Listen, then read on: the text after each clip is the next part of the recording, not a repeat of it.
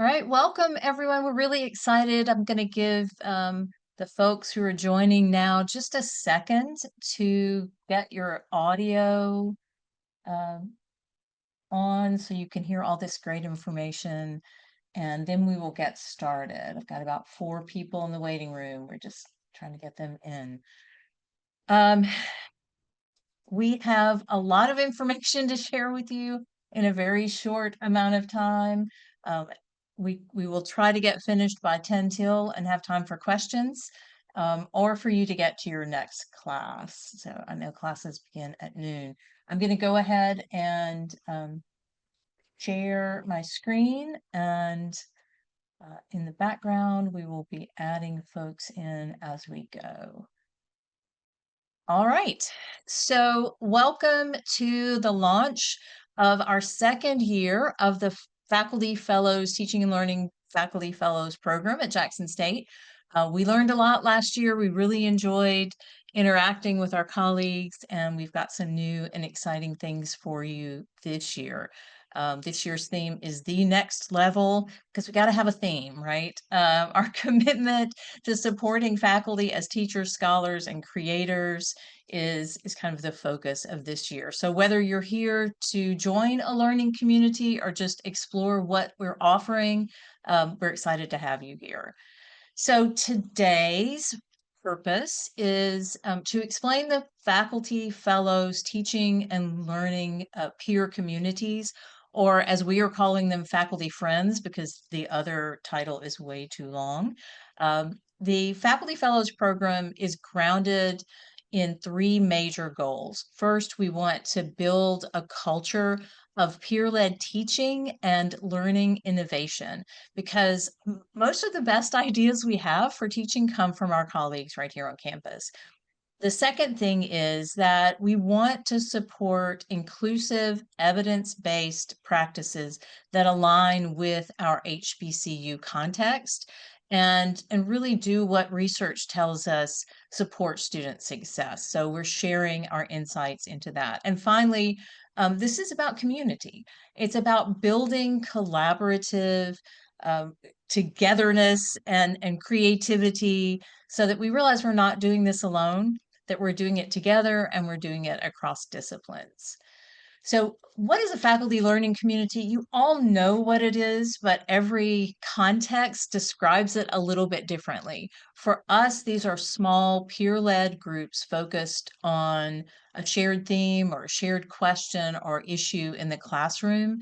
They are informal, but they're very intentional. So they will meet regularly, they will address specific issues that as a group you develop, and they're open to all faculty, so it's not just tenure track, not just full-time. Adjuncts are also welcome to express their interest.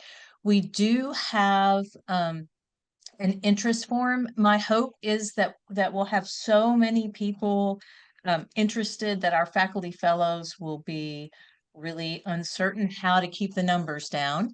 But we're thinking that these will be small groups, 3 or 4 faculty meeting regularly to talk about issues and themes. I've dropped the interest form in the chat, and then I'll also give you a QR code that will take you to it later. Um, so this really is about showing up regularly and doing the work together to make your teaching, to bring your teaching to the next level. So I'm not doing all of this alone. In fact, I'm just coordinating it. The teaching fellows are the teaching and learning geniuses here this year, and we have an incredible group. So first we have Dr. Sharon Simmons. She's an associate professor of entrepreneurship in the College of Business.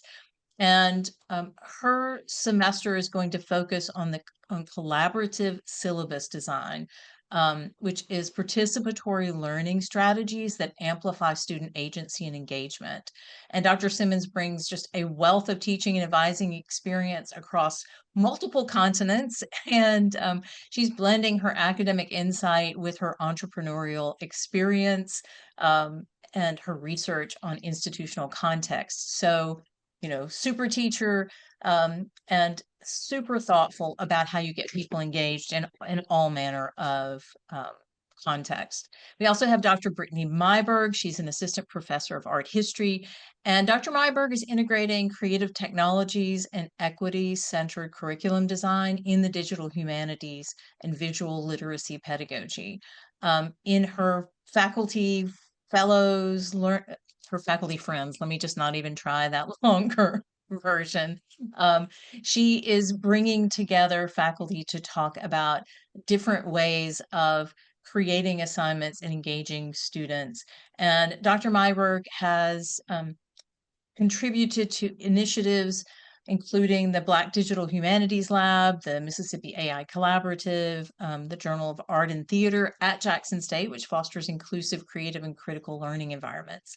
We also have Dr. Craig A. Meyer, an associate professor of English and the director of the writing program at JSU. Dr. Meyer teaches rhetoric, composition, and creative writing with a focus on process-based, student-centered learning, which he will be presenting on. His faculty fellows group will support faculty in exploring multi-genre and unconventional forms of research publication. We also have Dr. Lakeisha Operanati. Um, she's an assistant professor in elementary and early childhood education and a national board certified teacher, which very few of us at Jackson State can claim. Dr. Operanati brings deep experience in culturally responsive instruction and reflective practice, and her faculty fellows learning community will support early career faculty using classroom data to strengthen equity and make informed instructional decisions, which I'm super excited about. I'm going to try to sneak into some of those sessions. We also have Dr. Anwar Ahmad. He's a professor of biology and environmental science.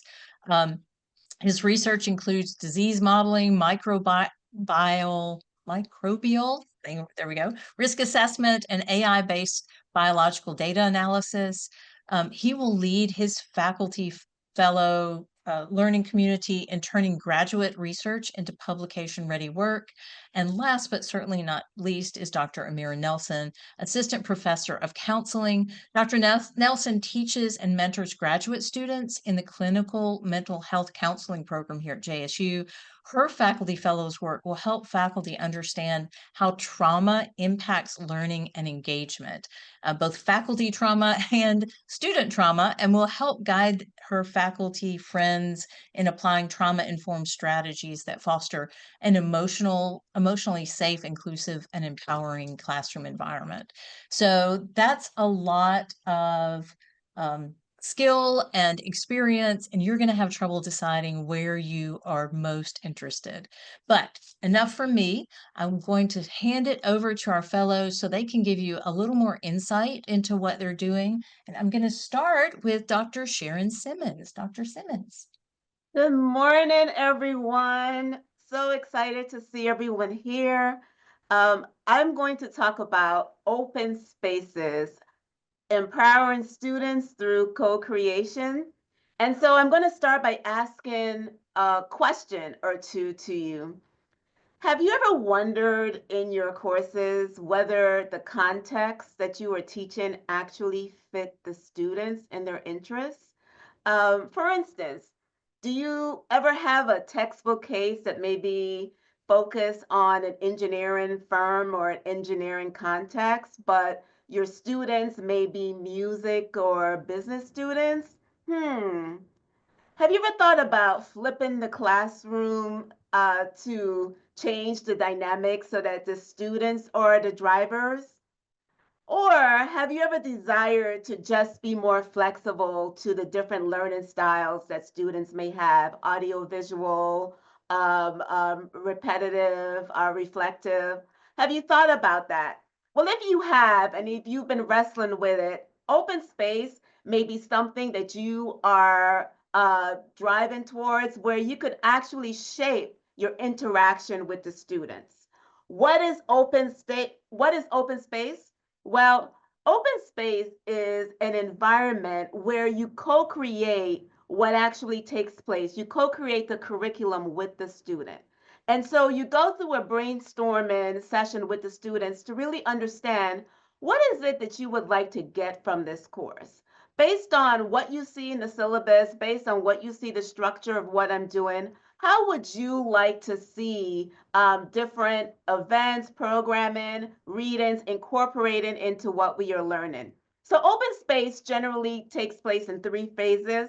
A brainstorming phase, which you generally will have later on in the semester, an implementation phase where the students actually implement and co-create with you the learning experience for a day, a week, an hour, and then a reflective space where you assess, you talk with the students, you gauge their learning, the demonstration, and their understandings. So open space really is a chance for us to engage with our students on their terms, with their understandings, with their motivations.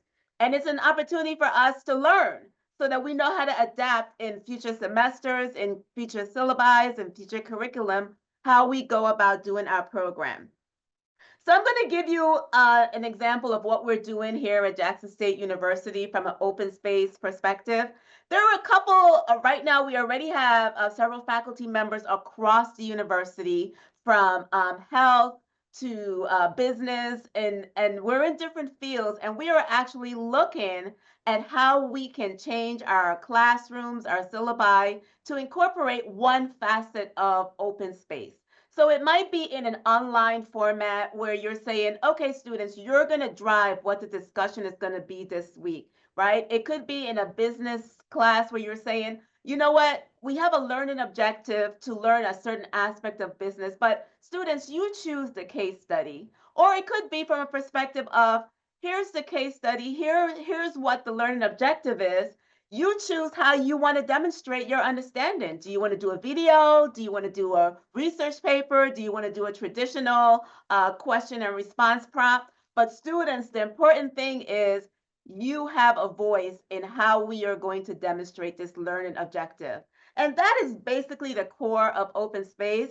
And so the community that we have right now that we're building, we're talking about it. We're talking about it in the online context. We're talking about it on the doctoral context, on the MBA level, on the undergraduate level. How can we co-create experiences that are rich for our students, that are rich for the faculty, where we're enjoying being and engaging with each other, and we're meeting the current learning styles and demands of our students. And also, very importantly, we're satisfying the needs of the university in terms of having assessment tools and having rubrics so that regardless of how the students go about presenting their demonstration of learning for the open space, that we are documenting and that we have a way to measure that learning. So that's it for me. I'm Sharon Simmons. I'm here in the College of Business, and I'm happy to add you to the community. We have a fabulous community, and welcome to Open Space. Thank you.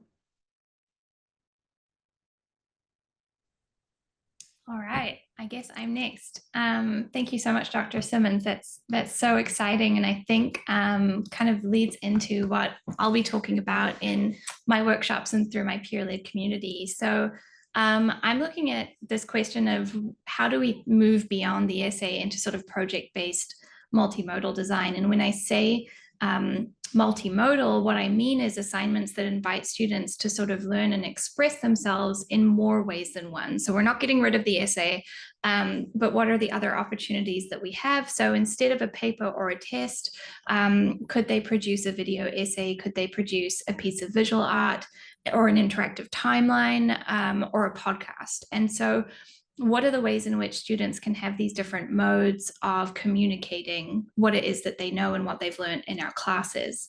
And we know that students have different learning strengths and different learning styles. So what are some of the tools and technologies that are out there that will let us support that and expand their academic work and expand, hopefully, their writing skills along the way?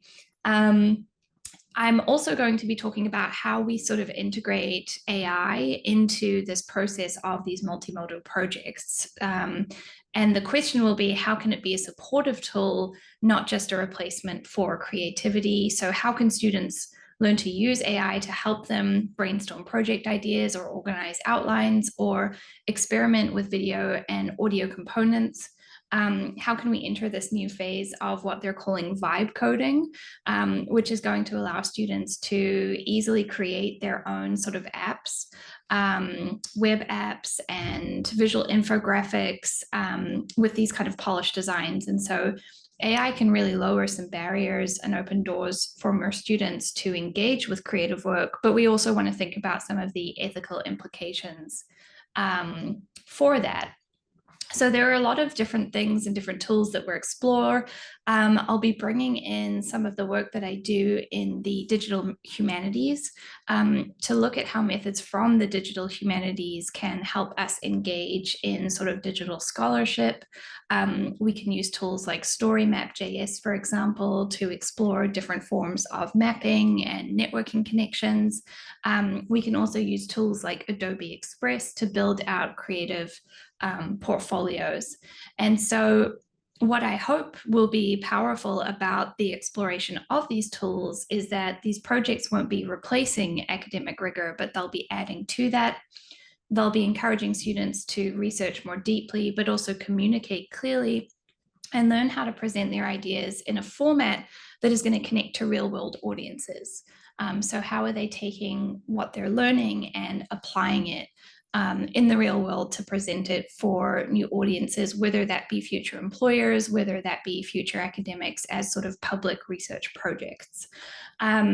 So as we do this, the ideas will be that we're workshopping different kinds of projects, we're workshopping different kinds of assignments. And at the top of my slide there, you'll see the goal is to redesign one assignment using digital formats. So it is not asking for a complete course redesign. If you're new to technology and technological tools, we're going to meet you where you're at. We're going to talk about these things, and it's going to be a really, really fun, creative exploration of these tools and ideas for how we can incorporate them into classrooms, into the assignments, so that we can explore different ways to engage students with all of these things. And so I'm very, very excited about this.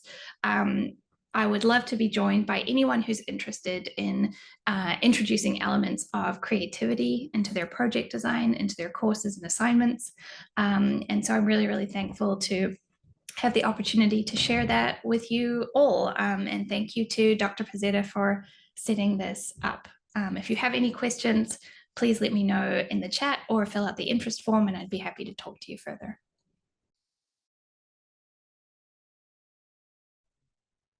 Good morning, everyone. I'm Craig Meyer. I want to talk first about my workshop. And I think with AI, the influence of AI, we've looked at what AI produces. And the concern for faculty is we're seeing what AI is doing to classroom. Students just type in a prompt and they get this product so pumped out. And this workshop's going to be about looking at going back and using AI to work through the process to help students get to a product, not just put in a prompt and just get the product. So that's my little push for the workshop. But for the faculty friends, first I want to say all of the faculty friend groups. So hearing about them in the background the last few weeks and the last few months, they're all really impressive. They're really impressive. So I don't know if you can sign up for like all of them. I don't know if that's possible, but if you can, wow. So you're going to get a lot of stuff. So for my faculty friends, I'm looking at ways to publish in ways we may not always be thinking. In a few weeks ago, the department asked the faculty in our department to submit how many pubs we've had and how many times that we've presented. And I don't keep track of that. I put it on my CV, and so once it's done, it's done.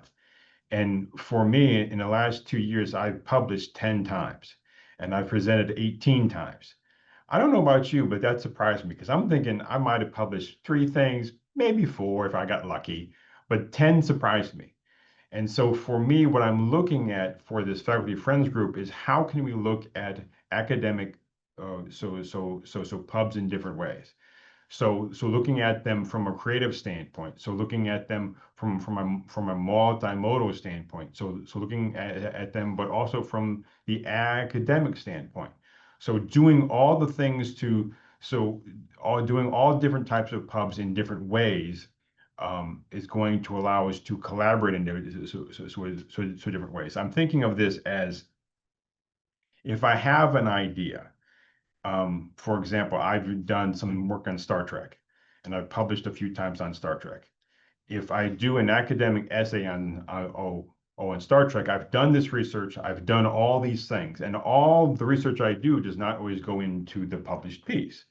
Well, what is that extra stuff I've done? How can I still use that? So I'm not doing more research. I'm retooling the research I've done and using it in a new way. So could I do a poem then? So could I try and publish the poem? So could I create a podcast? So could I create a piece of art? So I'm thinking about how we publish in different ways, and that's what the Faculty Friends group is going to be about. So we're going to re-examine how we perceive of pubs, because all pubs count. They have different weights, of course. The one we're always looking for is the peer like reviewed. Those are the key ones we always want to have. Of course, we're looking at that, but also looking at how we can compare, use the research we've done in different ways, and then how can we look at that? How can we connect to different disciplines across campus? Who can we pair with? What departments or what people?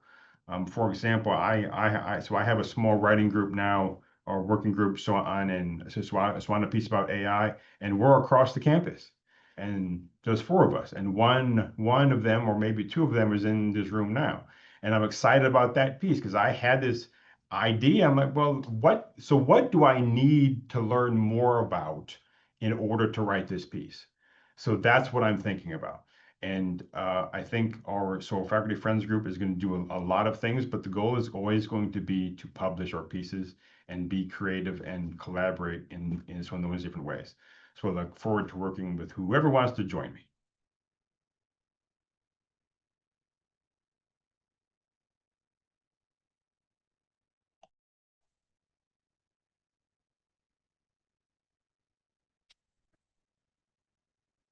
Thank you, Dr. Meyer, for that information. It sounds very exciting, and I'm also, like Dr. Pizzetta, I want to tip into one of your sessions as well, just to receive some of that wonderful information. But I am Dr. Lakeisha Oparinati. I serve as an assistant professor in the Department of Elementary Early Childhood in the College of Education. And my family friend, well, not family, I'm sorry, my faculty friend group will focus more so on assessment and using different types of assessment to drive your instruction, using AI tools to create assessments to assess your students, looking at and exploring pre-assessments, formative assessments, and post-assessments, and how those um, lead or guide your instruction and guide your students' success. So my group will basically examine what you already have in regards to your syllabi or your instructional materials and resources, and where you would include those assessments in order to gauge where your students are, and where you're trying to get them, and meeting them where they are, and using assessments to help support those needs. In addition to that, we'll be borrowing a little bit from the K-12, since that's where I um, originally am from, K-12, to use the RTI process, which is the response to intervention, in regards to identifying the levels of support that your students need. We can't teach them collectively. We have to know where they are, so we can provide the support and resources necessary to ensure that they grow, they meet their SLOs, and they meet their they are fulfill the requirements of the courses. And so I'm looking for a group to join me to explore these assessments, to explore, re-examine what we already have in place, and to enhance our instruction and our resources, so that we can continuously collect data, continuously use that data to improve our courses, to reflect on the data and see where our shortcomings are, where our growths are, and what needs to be modified, what is working and what should be kept in place. In addition to that, I also want to explore strengthening instructional practices in culturally relevant teaching to support, motivate, or to motivate our students to be inclusive in all of their classes and doing it real time while you're teaching on a daily basis and as you interact with your students. So although I do not have a presentation, my meetings or my faculty groups will be fun, engaging, supportive. It will be a lot of networking, a lot of sharing of resources, and a lot of exploring, self-exploring, class exploring, student exploring, so that we can best support our students. So again, I'm Lakeisha Operinati. I welcome you to join my group if you're interested in exploring data-driven instruction, the RTI process, the tier process and levels of support, and how you can implement that to support your students' learning, in addition to strengthening your instructional practices, including those CRT strategies. Thank you.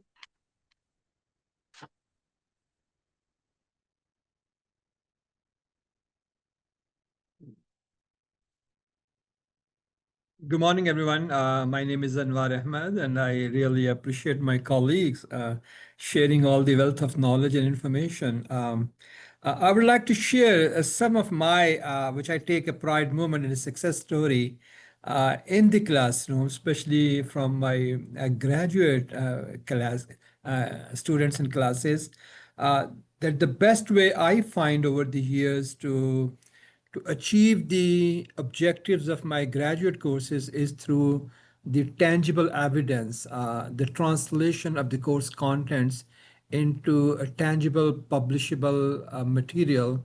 Not only it helped my student to understand the content, but be able to translate those content into an evidence-based outcome.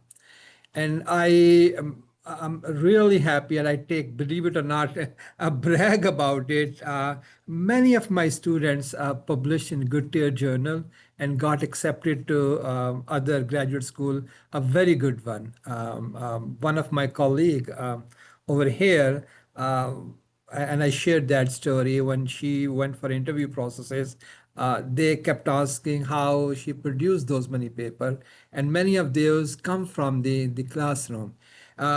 It could serve as, especially if the graduate student takes such courses in the beginning of their research project, that could act as a mini thesis, so that when they start their research, they can emulate the process they have learned from such graduate courses. So what we do, or what I want to share with my colleagues and those who are willing to, or are wishing to, or they're interested to join, we can have a collaborative process to be involved or to be engaged, is that you begin from the very first week of the coursework and the class, and then go through an extensive reading so that you could establish a project base, an applicable base, a title of your research project. For example, during the COVID, we wanted our student to understand what's actually going on in the state of Mississippi. For example, one of my graduate students, then she went across all 83 counties of Mississippi to gather the data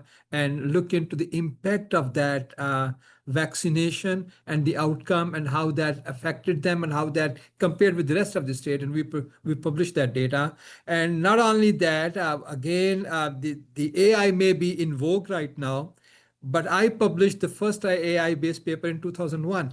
And we've been using those models, especially the neural network and genetic algorithm, to analyze our data. And then if anybody's interested, for example, through SAS or through other procedure, we can explore further. So what I have a kind of a template in place, that you start with the 16-week process in the classroom with at least a very even base, or a milestone-based division. So you come up with a lit review for first 2 weeks, come up with your title, and then create a very achievable hypothesis for the next 15 or 16 weeks. Then you look into your data collection strategy. These days, it's more of a problem not getting a data, but how you manage the data, and then create your own masterwork in a big data file. And then from there you go in further analysis. During the third or fourth milestone, you started looking into strategies for data analysis. Find a viable method where you could look into the data, because the data will be coming from various sources, and that creates its own uncertainty and variability. So finding a valid methodology to process such data, which could be generalized after you analyze, because it is coming from various sources.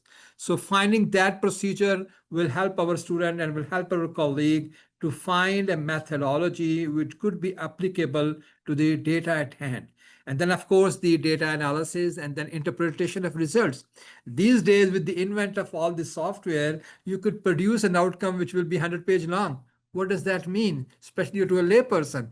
So compiling all that into 1 or 2 or 3 meaningful table, it's a process in itself. So the few weeks when you are teaching your methodology and data analysis, these exercises will help them to actually use those understanding and translate into a meaningful, tangible outcome. And then you go through, after your result collection, you go through actual manuscript process. From writing an introduction. And if you divide them evenly and nicely and monitoring your manuscript with rubrics given, so by the time they reach to third and fourth milestone, your student already have a very good introduction and hypothesis written. And then they already have the methodology in place. They have data collection in place, and they have data analysis. And then the rest is that you develop a manuscript. And those manuscripts, then you could, there are several opportunities available within Mississippi or internationally or nationally, where many of my previous students, they did present. And then, of course, many of those gathering, they also have their own publication process and procedure. The only thing these days is to finding money now. Whenever you want to publish, you're talking about $2,000 to $3,000, and that's a real impediment.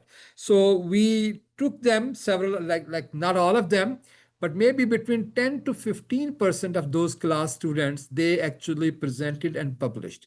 So it is doable. It is very hectic. It is a very involved process, but the satisfaction you get out of it is a next level of satisfaction. So I invite my colleagues, we already have, for example, I saw Dr. Bonds over here. We've been working on another paper for the last several months. So if anybody is interested, I'll be glad to be collaborating. If you need any help in data analysis procedure, software training, writing manuscript, or even writing grants, I'll be more than glad to be participating. Thank you very much again for all my colleagues and Dr. Pozzetta for this opportunity. I appreciate it.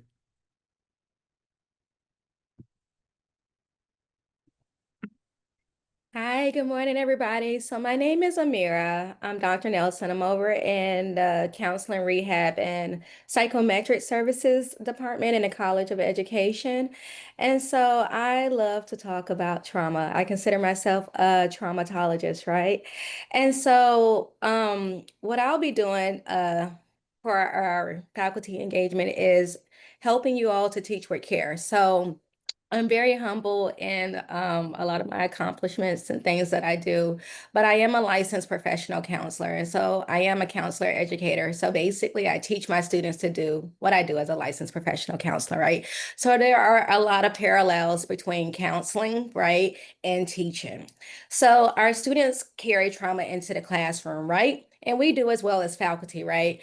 I often state that all you have to do is just pick up your cell phone, and alerts from the news and things of that nature can be very activating. I don't like to use the word trigger because it's become more of a pop word and it's watered down. So I use different terminology, right? So with trauma-informed teaching, it's not lowering standards, it's helping our students to move from this victim and survival mentality to a thriving mentality for engagement, right? Because when students are not engaged, learning is not occurring. And so you're basically, just talking to a brick wall, right? So we will be talking about some of the principles of trauma as far as safety, trust, collaboration, empowerment, and of course, my favorite, cultural humility. And the reason I talk about these is because students show up differently in a classroom, right? So what we may think is disengagement can be engagement with them, right? And so, of course, we'll be talking about how trauma impacts engagement and learning from these principles, right? And so I'll be talking a little bit about the brain, what happens when we're in this crisis mode, right? So a lot of our students identify as people of color, so BIPOC communities, right? And so we do carry the weight of the world on our shoulders, right? And so sometimes we kind of have to just throw what we're doing as far as classroom assignments to the side, right? So I have the privilege, and I say it's a privilege because I have a unique skill set that I'll be sharing with you all to kind of help them kind of process what they're going through, as well as tying it to course assignments, right? And so we'll be looking at syllabi, right? Your syllabi. We're looking at assignments, right? And so something else that I like to do is check-ins. I'm really big on check-ins, right? Because that kind of guides me and helps me to know what I can talk about in a classroom setting, right? So like I said, I do love talking about trauma. A lot of people are like, trauma, but it's a good topic to talk about, right? Because I want our students to thrive. Because like I said, if they're not learning, then we're kind of wasting our time, to be honest. And so if you're interested in kind of creating a more of a collaborative classroom, assignments that help your students learn and want to come to your classes, please sign up. It'll be a lot of, I would say like group process, not in the sense of you guys are talking about your own personal traumas, right? Just what's going on in your classroom communities, right? Like I said, I'm always available to talk about anything related to our students and to our faculty, because I often say if we're not well, then our students are not well either, right? So making sure that we ourselves are thriving so that we can kind of facilitate our students' success in our classrooms. So if you're interested in that, I would love to have you all, okay? Thank you.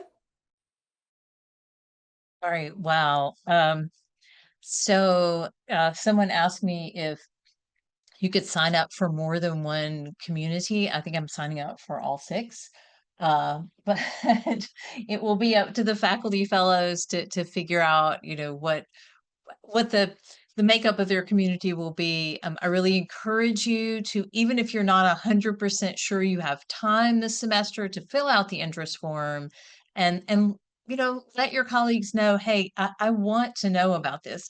This is just this fall. We have next spring to talk about in January, but this fall, there's just such an amazing group of colleagues who bring such experience, and I feel really honored to be working with them. So I hope you will take advantage of these. In addition to that, we have a lot of things going on in faculty development and faculty support at Jackson State. These teaching and learning workshops, these are the faculty fellows are running their own individual peer learning communities, their faculty friends communities, but they'll also be doing weekly workshops, weekly presentations on these topics and some other topics they've developed. Every week on Mondays and Tuesdays, we will have writing accountability groups that you can sign up for. Just dedicated writing time and someone to kind of give you encouragement and some feedback.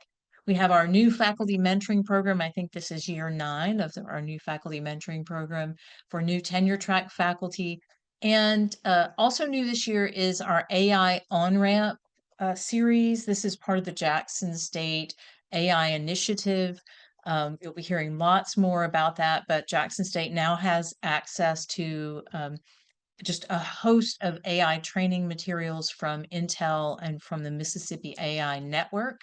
And we'll be helping kind of give you access to that and help you figure out what you need to move forward in your teaching. So there's a lot out there. I dropped in the chat a link to our website. We will be sending out emails every week. You may have noticed, I know a number of you probably did, that we are putting these things on your calendar. You can say no if you're not available, but they will be put on your calendar in advance, so you will at least know that they are there. So if you have the time and are interested, you can join any of these things. But the full calendar for the fall is on the website. So you can go ahead and put them on your calendar now if you want to.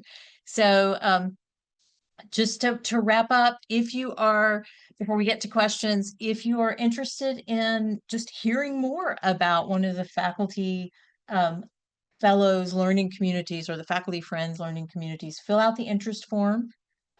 If you have colleagues who couldn't join today, please tell them to go to the website. The links to the recordings and the form will be available on the website later today. share them widely. We would really appreciate it.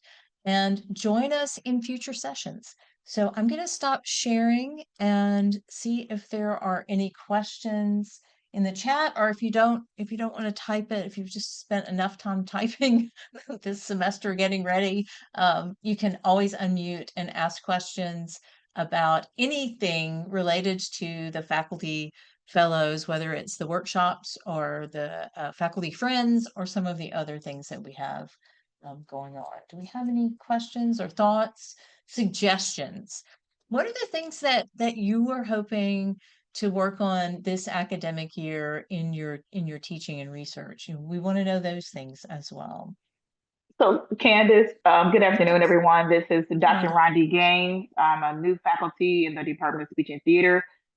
Great to be here. Thank you all for such a wonderful presentation and giving us just enough information to think through our next steps as we are still onboarding ourselves into JSU. I know you all said that we'll be automatically added to the different events that you all are doing, and thank you so much. I was literally looking for my emails, and then I went to my calendar and got the notification that I was already added. So thank you. Please keep doing that for me. But I am interested in 2 of the groups, but I'm wondering how that will work. The new faculty mentoring and then the writing accountability group. Right now I'm virtual and I'm kind of going back and forth. And I just want to make sure I am participating and being present where and when I should, and just trying to really get a clear process on my strategies that I plan to incorporate to move forward to get tenure and promotion. All right. I'm so excited about your question because I can't believe I didn't think to say this. Everything will be presented on Zoom. We will have some hybrid sessions for those presenters who want a hybrid session, so you can come in person and we'll have some little snacks for you. But we know what 2025 it is crazy. You have to be in 8 different places at once. So being able to join on Zoom is really important. And that's true for the writing accountability groups, and the new tenure track faculty will get started with that in a couple of weeks. So yeah, thank you for that question. And one of my favorite things is to work with new tenure track faculty and tell them it's going to be okay. You're going to make it. We're going to help you. So thank you, Dr. Gaines, for your question and for joining us. And we have Dr. Operanati. She was one of our new tenure track faculty members just a couple of years ago. So are you going up next year, Dr. Operanati? Is that right? This year, yes, I'm going up. This year. Yes, ma'am. All I'm right. I'm already in the process. Right. So you'll get to our new tenure track folks will get to meet some of the people who've been here for a couple of years and are, getting ready to go. Right. Any other questions? Oh, I see all kinds of great folks on here who can share their experiences. Okay. Nothing else. Okay, we got finished early, which I love, because if we could have meetings that were 45 minutes or less, I think the world would be a better place. So thank you to our faculty fellows for sharing all of this incredible information. They are all in the faculty directory, so you can fill out the interest form, but you can also look them up, and if they want to, they can put their emails in this chat here and just ask them questions. What is great about these peer learning communities is that you are able to have the best co-students in the world, the people who are interested in what you're doing and come with that enthusiasm. And so, you may occasionally have a class that isn't quite as enthusiastic, but when you're working with your colleagues, they really, really want to know and they really want to improve. And it's just the best feeling in the world to share that experience. And Dr. Meyer, Dr. Nelson, they're all dropping their emails in the chat. So, please copy those. Thank you again for joining. This will be available along with the interest form on the website this afternoon. Otherwise, go forth and enjoy the rest of your Thursday. It's almost fall, so you might go outside for 10 or 15 minutes now without being uncomfortable. Soon we'll be able to enjoy cool weather. All right. Thank you guys. And thank you, fellows. If the fellows would stay on for just a second so that we can touch base about next steps.